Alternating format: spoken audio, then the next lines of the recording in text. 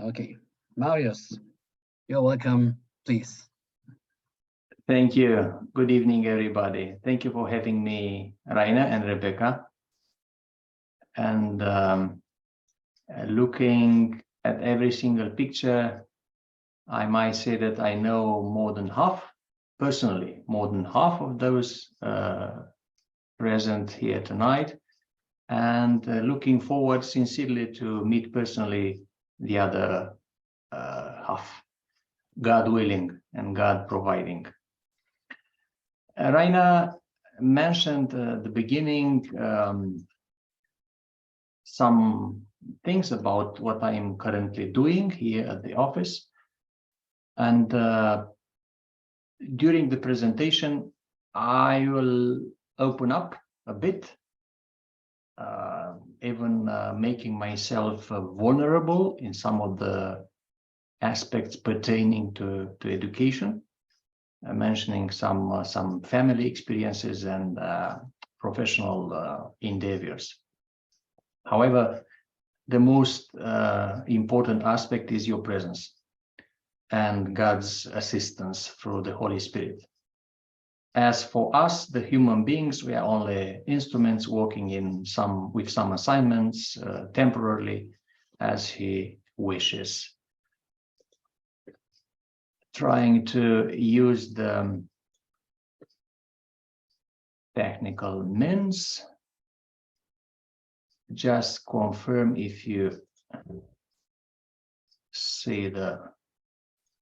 Yes. Okay, thank you. Enroll the education war. When Raina and Rebecca mentioned to you who is going to be invitee tonight, probably you somehow said to yourself, oh, this guy is going to speak about schools, another boring presentation about investing in formal education. So I planned to disappoint you in this regard.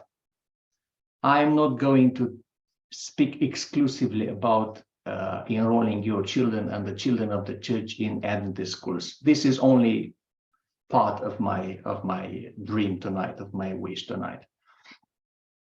As it is written besides my name, I'm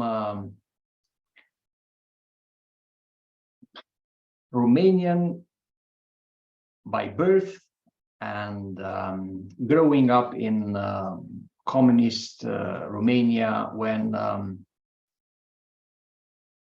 Ceausescu was or became history. I was almost finishing my high school, so you easily understand that I am a Gen X member and Generation X. During those days, as you see on the screen, and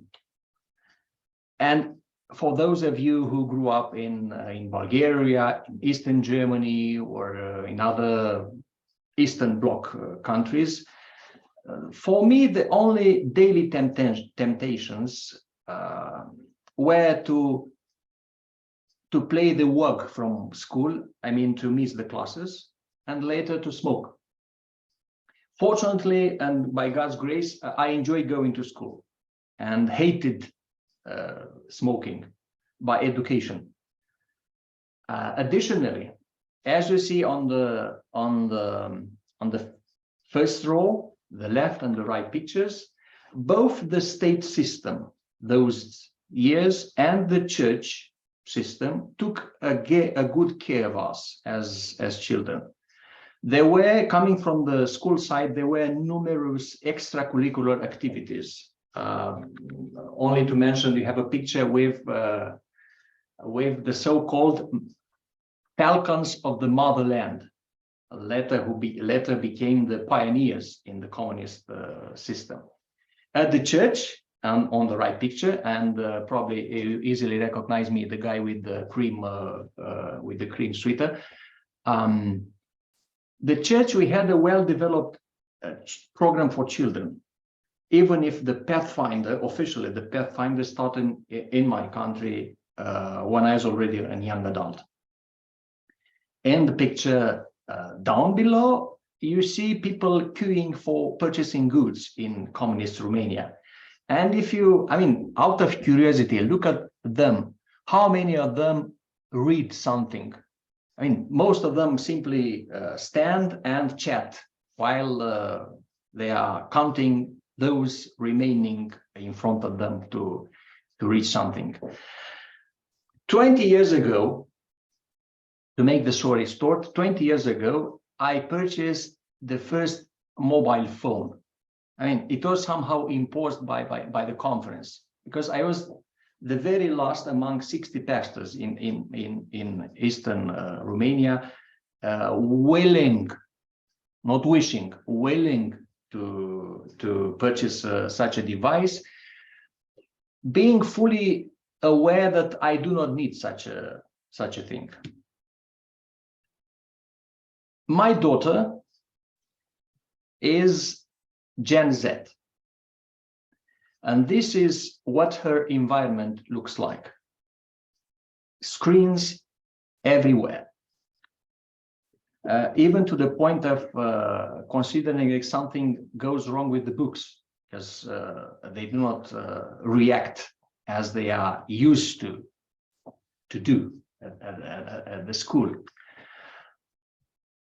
Cezara, my daughter, grew up in such an environment, which is more and more convincing that the future of education should be online, the future of reading should be e-books, the future training should be this kind of thing. Statistically speaking, you probably as family ministry workers and hard workers and professional workers, you probably already know that according to statistics, our children are extensively and alarmingly exposed to the devices. 7.5 hours of screen daily, up to 10.5 hours through multitasking. And these are outside of the school. Worryingly for me, this is the information before 2020. Just add to all the numbers you have on the screen, the hours they spend at online, so through online classes, so at online classes, and you will be, I mean, you will be overwhelmed with the result. What is this education war about? Practically speaking, the devices are not the main problem, but the content transmitted and reflected through the devices. And we should, I try to make you aware personally, through personal examples and through professional information, that we should be fully aware that the great controversy we are involved as human beings is for real and touches firstly and dramatically the young generation.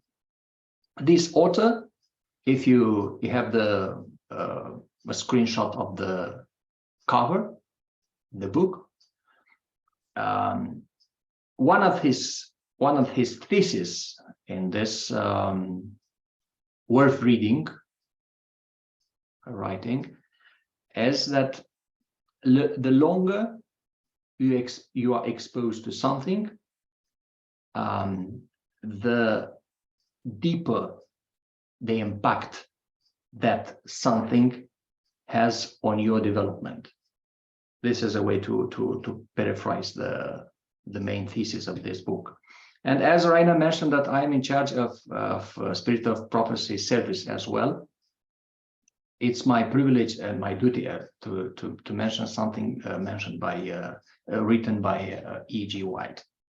Character building is the most important work ever entrusted to human beings, and never before was it diligent study so important as now. Never was any previous generation called to meet issues so momentous, And never before were young men and young women confronted by perils so great as confronted them today. At such a time as this, what is the trend of the education given? To what motive is appeal most often made? To self-seeking. Much of the education given is a perversion of the name. You might say, you work for family ministry, some of you for education, some of you are pastors.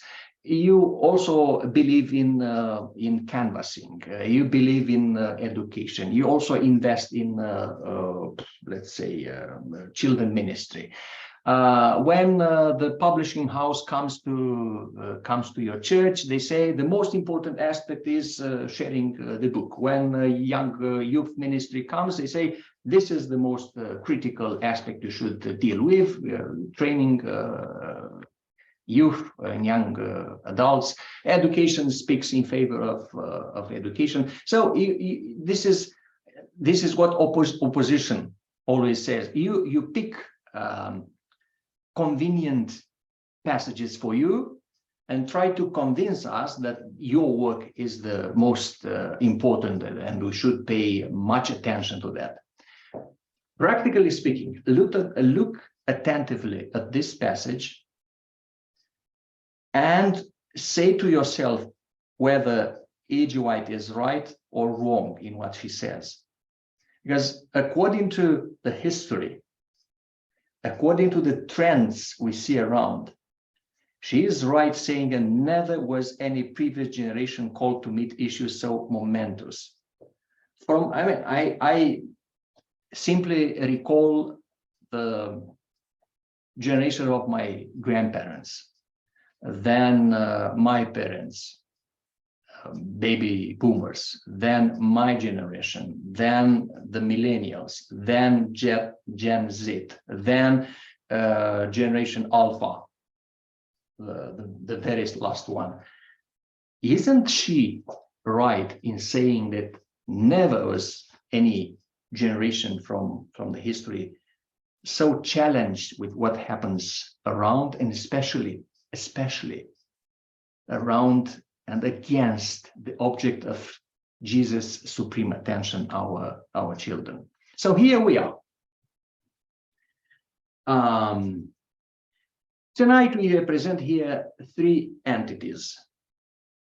Some are parents, some are church members or church employees, and some are teachers.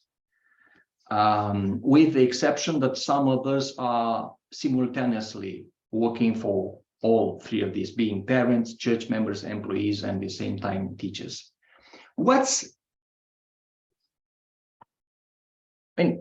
Probably it's not now the time to answer to my question. That's why I utter it rhetorically. What's at the church level, at your church level? What's the relationship between these three nowadays? Family education, church services, and school educational institutions. Do you see any dialogue between these three? Look at the way our departments speak about their work. Every single one of them saying and mentioning, as I previously said, don't forget, this is the solution to the current crisis. Fortunately, in my view, in Rainer's view, because I have been blessed to work with Rainer since 2015, November. Both of us joined this institution from with different backgrounds, but with the same goals.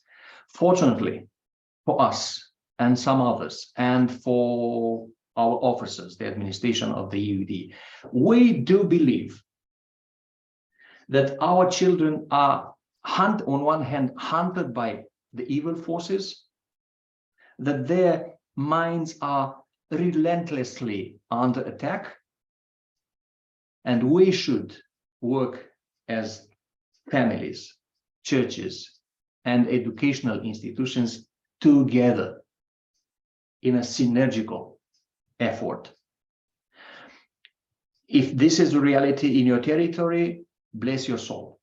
If this is not yet a reality at your territory, something should be done. The days are evil, and the evil one is keen on pursuing his own agenda.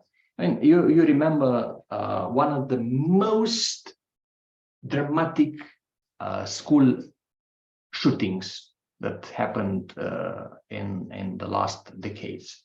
This is Newtown, Connecticut, Sandy Hook Elementary School. 28 children dead and 2 injured. And the parents are simply asking for God for answers, or humbly and dramatically uttering their lack of power in doing something for their children since they passed away. And a second aspect mentioned by E.G. White tonight for us is the easiness of some of us leaders in the church at different levels of authority of the church or at our families. How easy we renounce and put aside the true ideals in our churches just to conform ourselves to the spirit of the age. He who in his early reign had displayed so much wisdom and sympathy in restoring a helpless babe to its unfortunate mother, and you know who is she speaking about, fell so low as to consent to the erection of an idol to whom living children were offered as sacrifices. That happened directly, but at some of our churches or some of our institutions, this happens indirectly, but that takes place.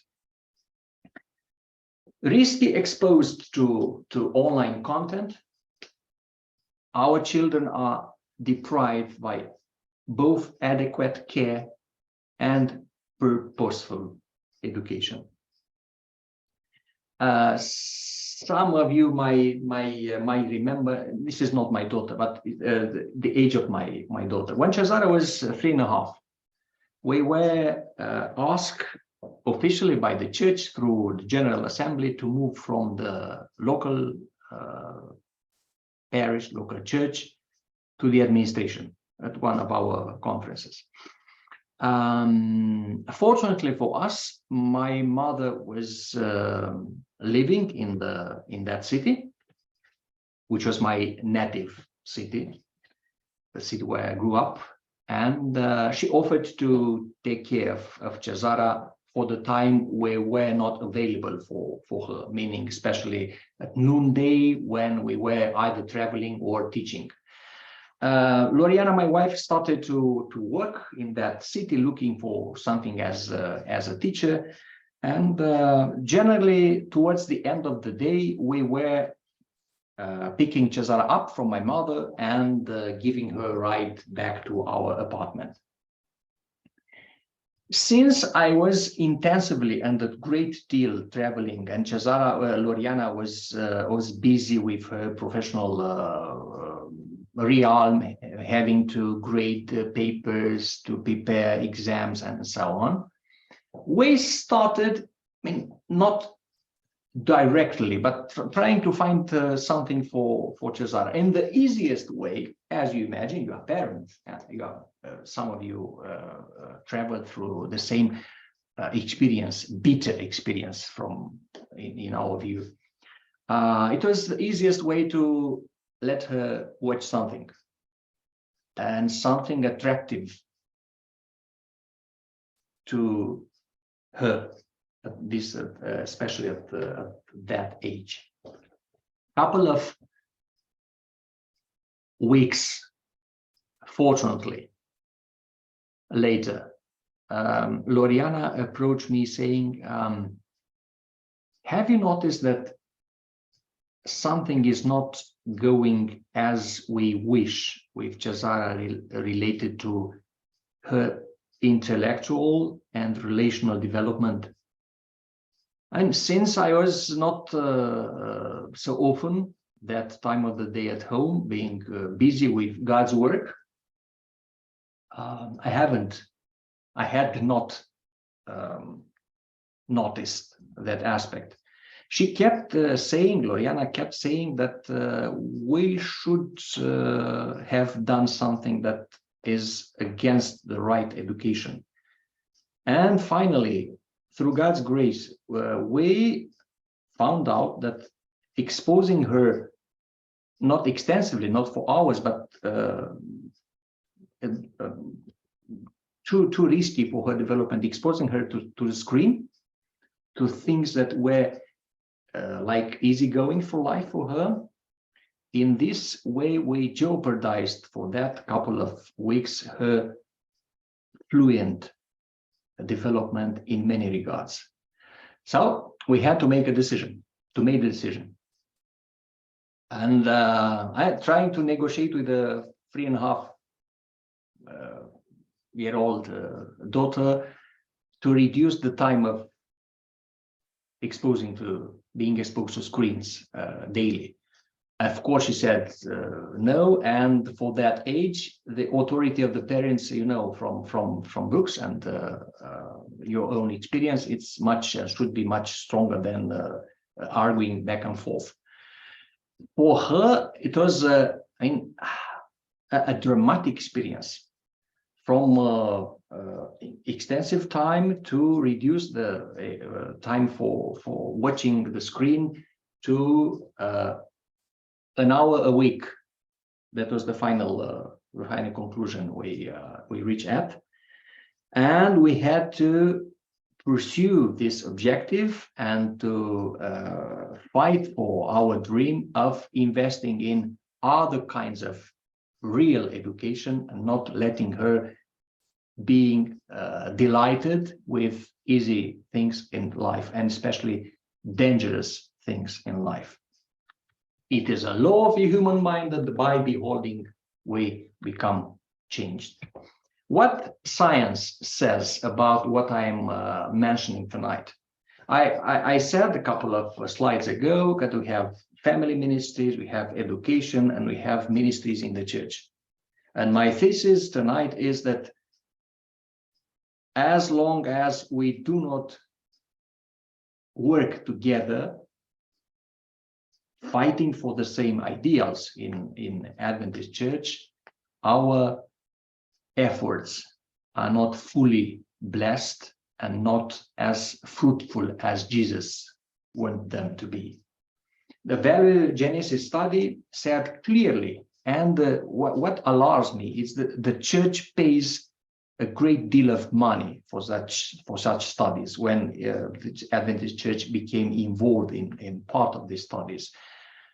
When these three, home, school, and church, work together, there are 99 more chances to believe, our children to believe in Jesus. Or in another way of saying, the responsibility resting upon parents, teachers, and church members to do their part. You see, parents, home, teachers, school, church members, the church, to do their part in cooperation with God is greater than words can express. How? This is, unless we reach a common ground, agreeing on some ideals tonight. It was a nice meeting with seeing old friends and praying together. There is something we should do, and there's something that could be done. Family ministry, children's ministry, education, and other departments. Listen to what this quotation says. There are two most successful evangelistic series the Seventh-day Adventist Church can run. And one of these is, the Lord would use the church school as an aid to the parents in educating and preparing their children for this time before us. Then let the church take hold of the school work in earnest and make it what the Lord desires it to be. So as our value genesis study said, as long as we do not work together, we do not run for the same idea. So this is one of the methods, education system. And the second one, there is a clear evidence,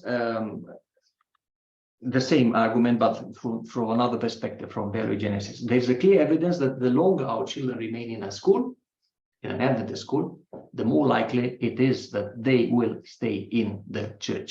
And now comes the second instrument. God has appointed the church as a watchman to have a jealous care over the youth and children, and as a sentinel to see the approach of the enemy and give warning of danger. But the church does not realize the situation. She is sleeping on God. And we have departments. Here tonight we are at least 3 departments. Unfortunately, I have been instructed to work in silos, individually.